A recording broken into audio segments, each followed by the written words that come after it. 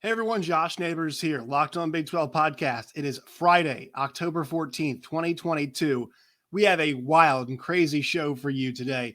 The Big 12 has decided no divisions while Texas and OU are in the conference for the remainder of the period that they're in the conference. Also, West Virginia and Baylor put on a clinic on a Thursday night, an entertaining Thursday night football game for once at NFL. And also, we have a full weekend slate to preview three big games in the Big 12 coming up. So much to get to, all that and more coming up on the show today. You are Locked On Big 12, your daily podcast on the Big 12 Conference, part of the Locked On Podcast Network, your team every day. Once again, Locked On Big 12 podcast, Josh Neighbors here. Make sure you guys subscribe. We are very, very close to our goal of 2,300 subscribers. Less than 10 to go. Please subscribe and help us get there right now. Make sure you follow us on Twitter at LOBig12. You guys can find me at JoshNeighbors_. We've got so much to get to on the show today. I mean, we have a packed show that's got Big 12 news about conference realignment. We've got Big 12 news, we had a game last night. We got 3 games coming up this weekend. So let's go news first, and then we'll dive into the actual ball. So this came from Ross Dellinger 15 hours ago. It actually came, last night on Thursday night. It says Big 12 expected to adopt 2-year divisionless format football scheduling. And so the way this is going to work is that there's not going to be, we talked a lot about basically when the Big 12 does go to 14 teams, and it appears for right now in 2023-2024 football season, so next fall, that UCF, Cincinnati, Houston, and BYU will join the Big 12. And Texas and Oklahoma are not going to be going to the SEC just yet. They will still be in the league.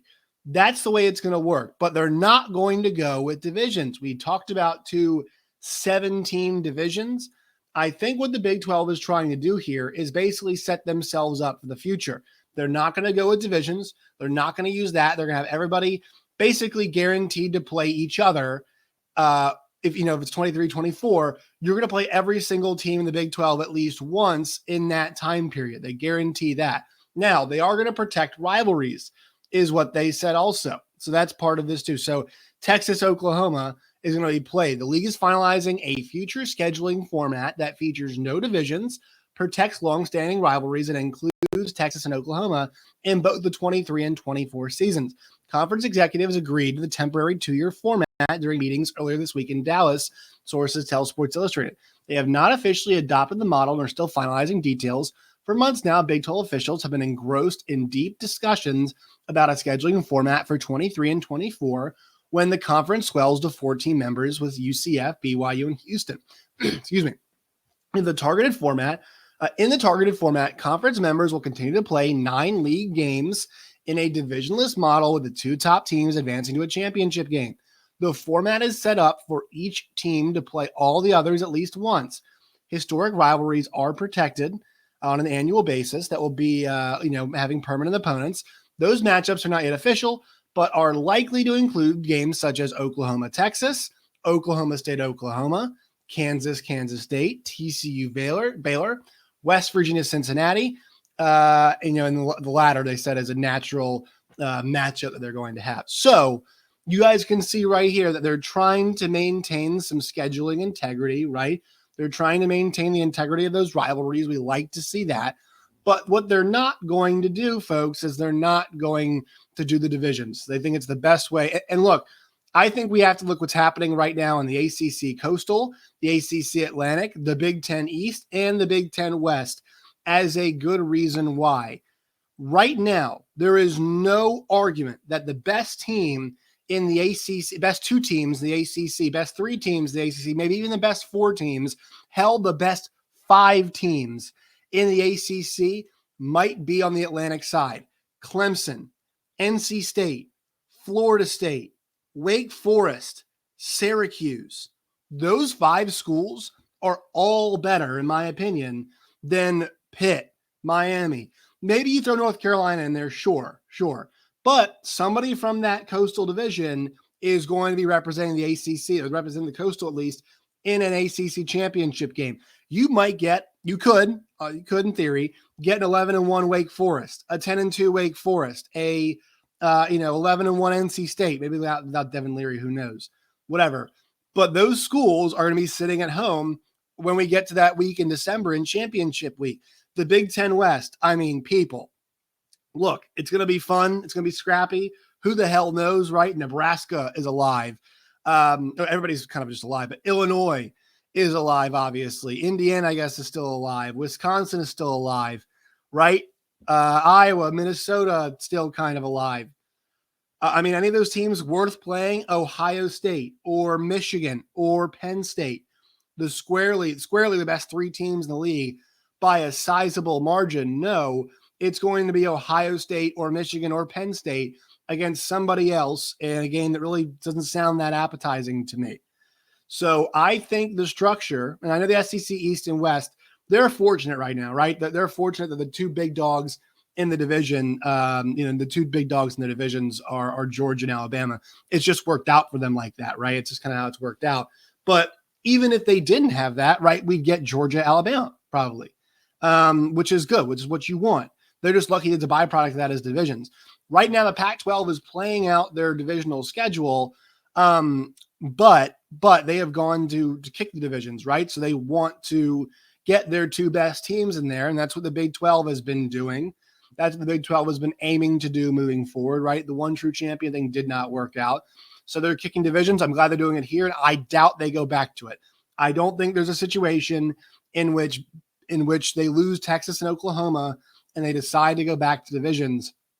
There's just no guarantee you're getting your best two teams in the championship game, and that's what the Big 12 needs right now. That's what the conferences like the Big 12, like the Pac-12, and to some extent the ACC, that's what they need right now. It's important for them to get those best teams in there for playoff implications, for national interest in the game itself. That is very important. So I just want to note that. I like the fact that they're doing this. We had some really cool suggestions for divisions, right? We did. We had some fun ones where, we split OU and Texas and stuff like that. But really, the right move moving forward would be this. It would be to do the divisionless stuff and to make sure you're the best possible championship game, that is around. He also does note, Ross Dellinger, in this, leaving a year early would require the two schools to pay a cumulative estimated price tag of more than $100 million. The schools already owe the league a mandatory exit fee of $80 million each. The exit fee, stemming from an agreement they made years ago, is required even if they stay through the grant of rights. However, officials are in the midst of ongoing negotiations over the exit fee. So Big 12 is getting paid no matter what is actually a big part of that right there that we're seeing.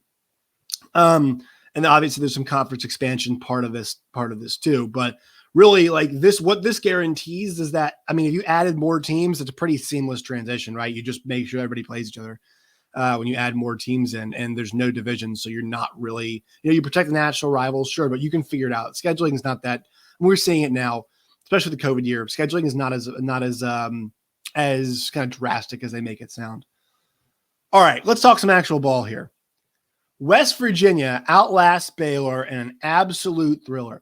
Last night, there were two Thursday night. Well, actually, there were three Thursday night football games on. There was Temple and UCF, in which UCF scored 70 unanswered points. Shout out to the Knights. That offense was humming. Gus Malzahn's got them rolling. Maybe Auburn, looking at that young upstart. Gus Malzahn to hire. I kid. You had the debacle, which was the Thursday night game between my Washington Commanders and the Chicago Bears. It was a complete mess. And then you had, as Stephen Godfrey put it on Twitter, two teams setting off fireworks in the hallway when West Virginia beat Baylor 43-40 in Morgantown. And this game, look, the tackling, there was some issues with it, right? Excuse me. But what that led itself to was a really fun, exciting, up and down, back and forth game that included a fumble return for a touchdown, a blocked PAT return for a touchdown, big turnovers in this game. We had massive, explosive plays happening in this game. Great individual performances. We had another Big 12 quarterback go down. Sadly, Blake Shapen went down in the midst of what was a really impressive night for him. 14 for 22, 326, and 2 touchdowns. And then we had that was our 6th team this year that's had their starting quarterback go down. Oklahoma has had theirs go down. Texas has had theirs go down. TCU has had theirs go down. Texas Tech has had 2 of theirs go down. We've had Kansas have theirs go down. And now Baylor has had theirs go down. That is 6. Once again, 6 separate Big 12 teams that have had their starting quarterback go down. And we've seen some really good. I thought Kyron Drones was pretty impressive in this game. Yeah, he had the interception, but JT Daniels had one late in the game as well that was not very impressive. They came back on 4th down, Baylor did, and had Kyron Drones throw another ball, on a 4th and goal. And, this was like relatively near after he came into the game and threw a touchdown pass. And it was impressive to see that.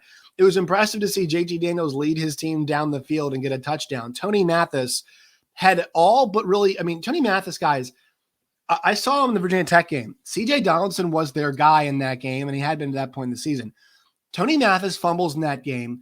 Justin Johnson Jr. comes in and starts grabbing the reps. And it looks like Tony Mathis's, spot in that running back rotation is in some serious doubt. And, after he had a really big game against Towson the week before, 104 and 2 touchdowns, he comes back and has 2, a kind of average week, struggled last week. And then this week goes 22 for 163, 7.4 yards a tote, 2 touchdowns, was making guys miss all night long. And so that, you kind of look back at that fumble for him. It's an inflection point, an injury for Donaldson. This is a guy who responded. I think it's a really good kind of window into West Virginia football right now. This team to a man is a bit outmanned, I think, in this Big 12 conference. They do not have the depth of playmaking, it feels like, that some of these other teams have. Just look across the way at Baylor, right? Richard Reese, Quaylon Jones. I know those guys didn't have excellent nights, but Squirrel Williams. They go Gavin Holmes and Drake Dabney. Monterey Baldwin's a playmaker, right? Ben Sims for them in the passing game. Hal Presley caught a touchdown. West Virginia, to me, does not always have the depth this season, but really, this game, they showed some depth. They showed some poise. They showed playmaking. Caden Prather had a big game. Sam James. Bryce Ward-Wheaton, had 5 catches in this game, 5 important catches. They spread the football around in this game, but guys stepped up on defense and made plays, even though they gave up, see what the total yardage was they gave up. There was over 1,000 yards of total yards in this game, 1,090 yards. Baylor was getting 11.4 yards per pass in this game. West Virginia was at 7.6, but they ran the ball for 6 yards a pop. There was a ton of offense in this game. It was a lot of fun.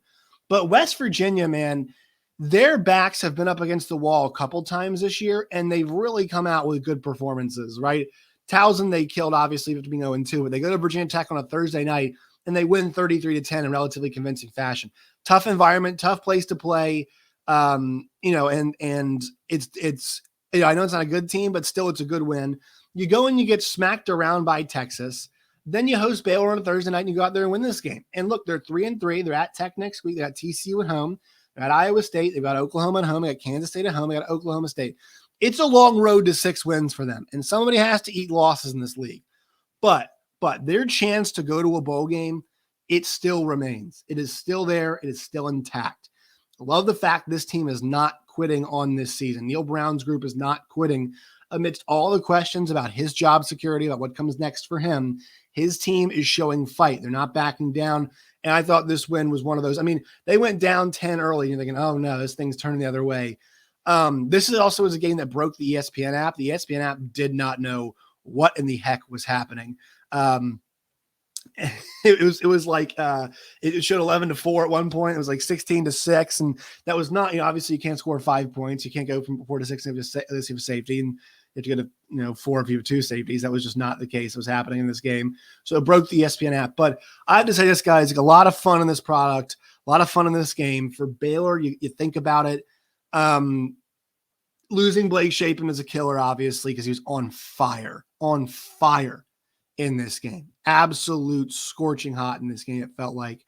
a lot of big time throws. You move the football downfield. The deep shots, all the stuff. He's the real deal. He really is. And you can tell like he is going to be the real deal. He's not a huge guy, but he's got a lot of confidence. We know he can spin it.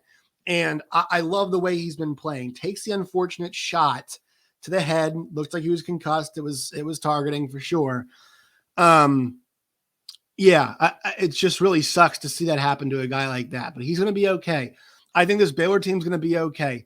The defense is not as good as we thought it was going to be.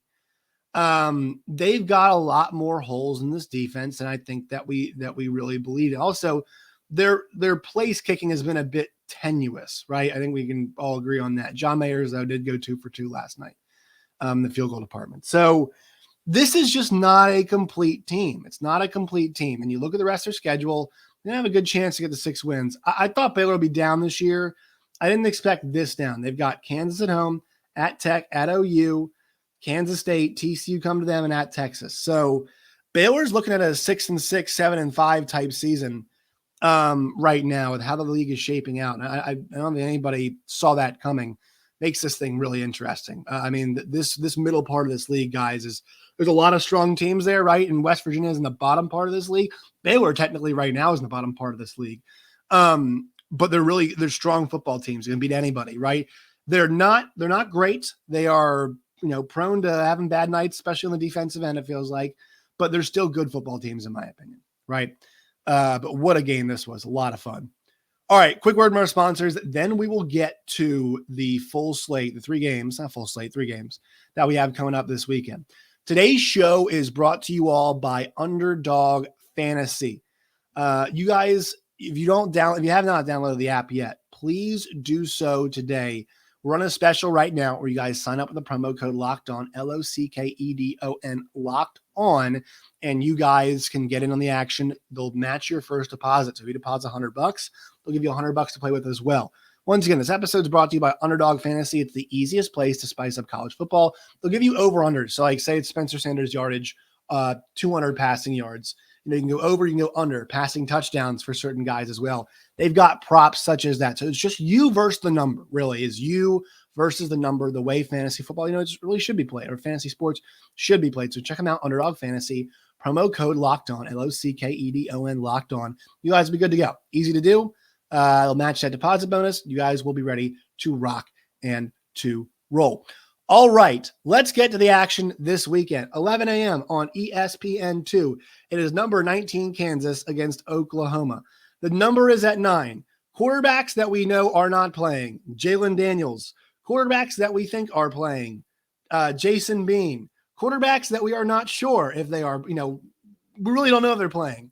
Dylan Gabriel. This number's at 9, which makes you think Vegas knows that and look, I'm just applying the same logic I would apply here to the Alabama-Tennessee game, right? That line is 7.5. I don't think Bama's on the road against a really good Tennessee team favored by 7.5 with their road struggles. If Vegas does not know that Bryce Young is playing, I think it's very important to note. Let's apply that here, because if you watch Jason Bean last week, I know it was 1 week against TCU, but this OU defense is very good. There was not much of a drop-off, save that one horrific interception. But it's not like Jalen Daniels did have a bad turnover. He had the fumble on the 1-yard line. So 9 makes me think, people, that Dylan Gabriel is going to play.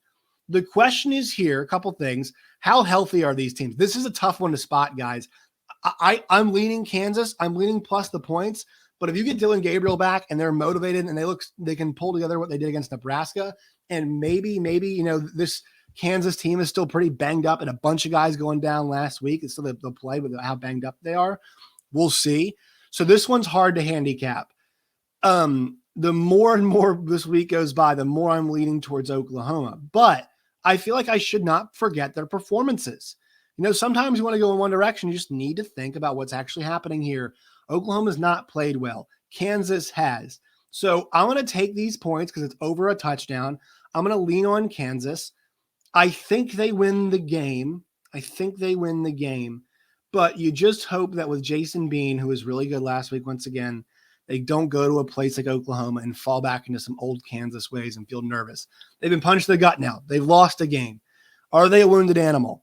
Is Oklahoma's outlook changed? They have more answers at this point in time? So many questions in this game, which makes it really hard to decipher what's going to go on. But I'm going to take the points. I'm going to take the Jayhawks. As far as result goes, I mean, from what I've seen, I have to go with Kansas close. But who the hell knows? Especially with Dylan Gabriel playing. Especially we don't know what version Dylan Gabriel's been up. He's been down. He's now compromised if he plays. Is he even going to play? What's the game plan if he does not play? Are they going to get Marvin Mims the ball? Are they going to get their playmakers the ball? We're going to have Braden Willis throwing passes out there. Too many questions in this game. Too many questions. KU looking for their first win, I believe, in Oklahoma since 1997 is what John Williams told us the other night. All right, 11 a.m. on ABC. Iowa State at number 22, Texas. Texas is a 16-point favorite. Guys, the one thing that we know about this is just some of the simple stuff we can look at. All right. In terms of like offense and scoring offense, Iowa State right now is technically they are fourth in the league in terms of like yards they average per game. They average 424.5 yards a game. All right. But if you've watched Iowa State in some of their recent matchups, I mean, their offense can be a real struggle at times. This team's now 3-3 to 0-3 in the league. 3 straight losses, 31-24, 14-11, and 10-9. It has been a steady decline from 24 to 11-9, a steady decline. This team has a bad kicking game. Well, they did it a couple weeks ago. It's been revived a little bit. 3 for 3 last week, but you don't really know what you're going to get from them.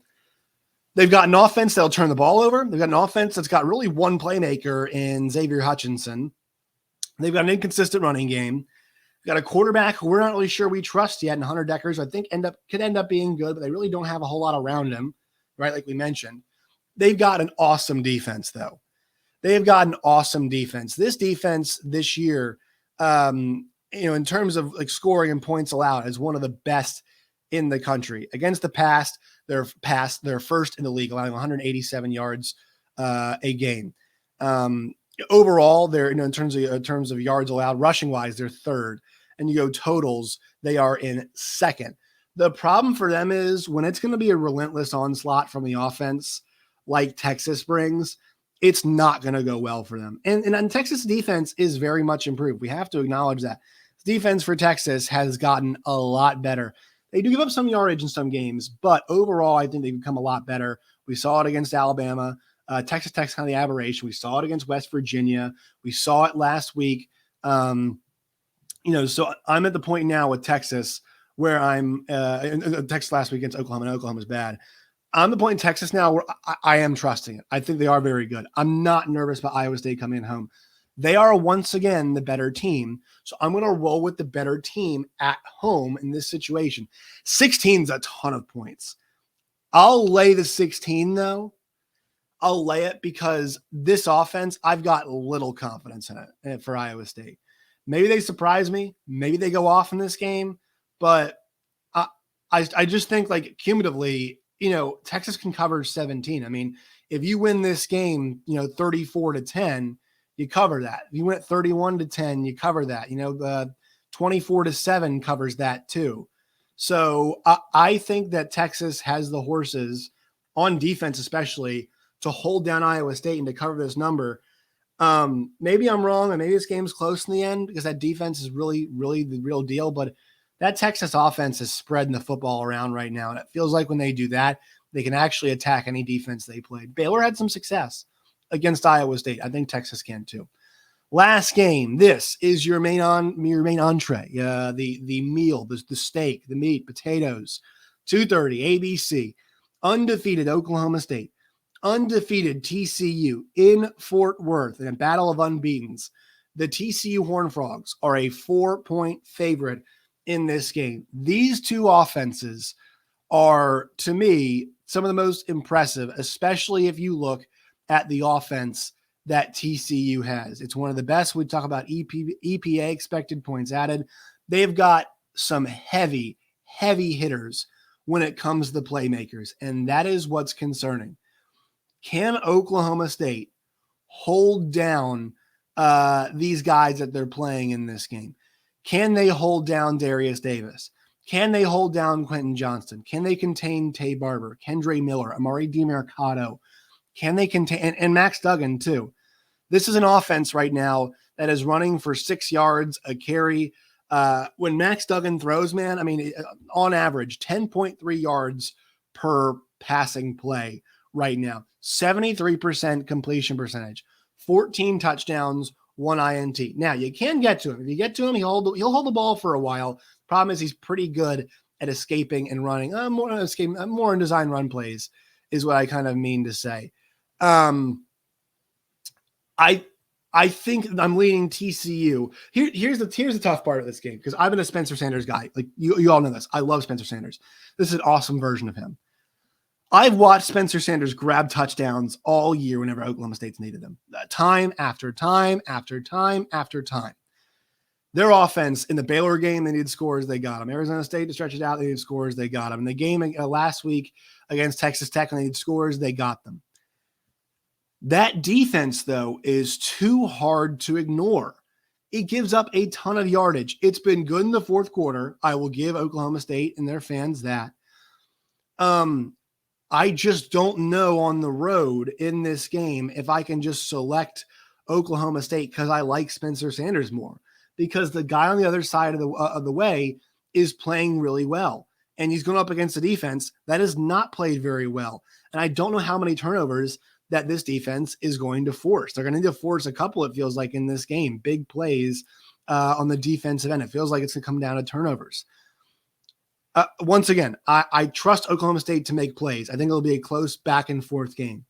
I want to take Oklahoma State because of the way I've been riding with Spencer Sanders. I don't think I can take him on the road, not because of, and look, here's the thing. In the past, would be saying I can't take them because I don't trust Spencer Sanders. I do trust Spencer Sanders. I don't trust them to cover any of these guys. I don't know if they can cover one of them. They definitely can't cover two. They cannot cover Davis and Quentin Johnston simultaneously. They cannot deal with Duggan and Kendre Miller in the running game, I think, at the same time. Because here's the thing.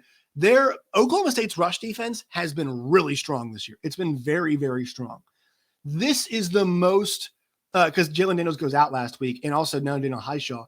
This is the most diverse rushing attack they're going to face for a complete 60 minutes right now. And once again, Jalen Daniels goes out. Jason Bean's a different kind of runner. So it was a different kind of test. Different kind of test last week for that rush defense Oklahoma State. Yeah, this is the best rush defense that they faced. This is the best running game they faced. Sorry. Oklahoma State's rush defense. This is the best rushing game that they have faced all season. With Duggan, with Miller, with DiMercato, with Bailey. I mean, they've got all of these guys who have been turning and burning this year. So I'm curious now, when the heat is turned up in that category, how do they do? Here's the thing. If they can make Max Duggan just a passer, I know the passing numbers are great, but he still makes some mistakes. He still does make some mistakes, so they could capitalize off that. That's how they force a couple turnovers, a couple interceptions is how they get there. Get some heat on Max Duggan. He likes to hold that football in the pocket so he can get at the guys. Also, I will say, once again, his intermediate throwing was excellent last week. It was really good, really strong. And also, I don't expect TCU's defense to do a great job of holding down Oklahoma State. I also think Oklahoma State, to limit possessions this game, should probably run the football more. Their offense, it doesn't always look the prettiest and most efficient in the world, but they can pick up third downs like nobody's business. They can get the sticks. They know how to get there. So I expect a game where Oklahoma State tries to win the time possession, limit the explosive plays that TCU is going to hit, and get that ball, force a couple turnovers and get that ball last. I'm going to go with TCU. I'm going to lay the points. Guys, this is a 51-49 proposition for me. It really is. Texas, I feel really good about winning the game, and I feel decent actually about them covering. I know it's 16.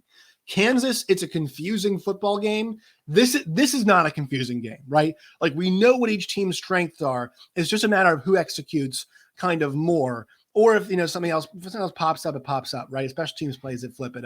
So does Oklahoma State force those turnovers? Can they stop the run the way they have in the past? Can TCU just keep this thing rolling? Will they get some red zone stops and some pretty important stops to hold touchdowns to field goals? Stuff like that, is what's going to matter in this game for two teams that we know what they are defensively, we know what they are offensively. Kansas and Oklahoma, we've got no clue who's showing up in that game. That's what makes it tough. Iowa State, Texas, we have a pretty good idea. That one's pretty easy. This one is awesome because we know it's going to happen. But it's 51-49 because I can make points for both sides. So Oklahoma State fans, don't kill me because I've spent most of the time here explaining your all's path to victory in this game. So just know that I'll probably bet Oklahoma State when this game actually happens. I'll probably toss them in a teaser. Or I might put them in a teaser with Kansas maybe in this tomorrow just to get this thing looking good, get me some more points. So we'll see. Let's go TCU -4. Not feeling great about it, but this game's on the marquee. It sucks. It's the same time as the Tennessee-Alabama game, but fired up for this one. Fired up for this week in the Big 12. Make sure you guys follow me on Twitter at LOBig12. Follow me at @JoshNeighbors_. Subscribe to the channel. We'll be back on Sunday with a recap of all the action. Till then, my friends, as always, stay safe.